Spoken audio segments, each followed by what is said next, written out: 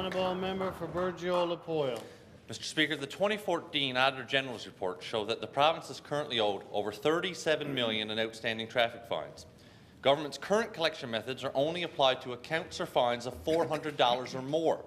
However, there's $6.3 million owing in fines totaling less than $400, each which is not being actively collected whatsoever, and that's the words of the AG. So I ask the Minister, given your current fiscal difficulties, what steps is your government taking to collect this $6.3 million? The Honourable Minister of Justice and Public Safety. Thank you, Mr. Speaker. And I appreciate the question from the member opposite. As he referenced, we talked about this in estimates, and we talked about it at length. I think anyone who's been involved with the Department of Justice on either side of the House recognize that there are challenges with, for all of us, in collecting outstanding fines, and a lot of it has to do with the nature of the clientele you're dealing with in many respects. Mr. Speaker, a lot of them have no fixed addresses and are very hard and difficult to locate. But what I can tell the member, as he just referenced, we have taken a number of steps to try and crack down on repeat offenders and to try and generate further revenue with respect to the public treasury. Just recently we conducted a pilot project with the RNC, Mr. Speaker. I can't share a lot of data at this point because I don't have it, but I can say that it looks like there's some good success in what we've tried. Order here. The Honourable member for Burgeo-La Poile. Mr. Speaker, as I said, the AG has stated that any counts of less than $400 are not being actively collected. That's $6.3 million. Recently, the Finance Minister hired his political friend to collect roughly $900,000 from seniors and pensioners because of his department's mistake. It's important to remember that over half of those overpayments made by the government amount to less than $400 each. So I ask the Premier, why are you allowing people who violated traffic laws to evade over $6 million in fines and instead forcing seniors to make up for your $900,000 mistake? The Honourable Minister of Justice and Public Safety. Mr. Speaker, we're talking about a very serious issue there, and it's shameful that the member would lump the seniors of our province into a discussion Order, about... please. Order, please. It's shocking that the member would lump the seniors of our province into a discussion about those who commit criminal activities in the province, Mr. Speaker. Order, please.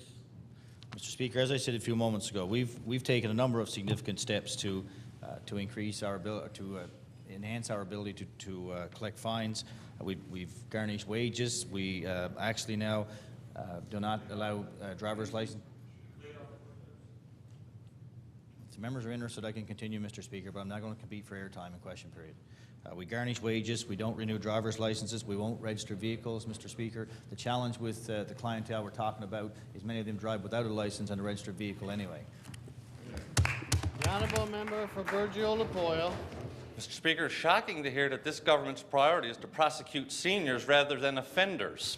This government has targeted vulnerable seniors, many living on fixed incomes, to pay for their mistakes. In 2013, the PC government cut collections officers tasked with collecting these unpaid fines, over $37 million. The AG said that cutting them had a huge impact on collecting fines, and that's why we have such a poor collection rate.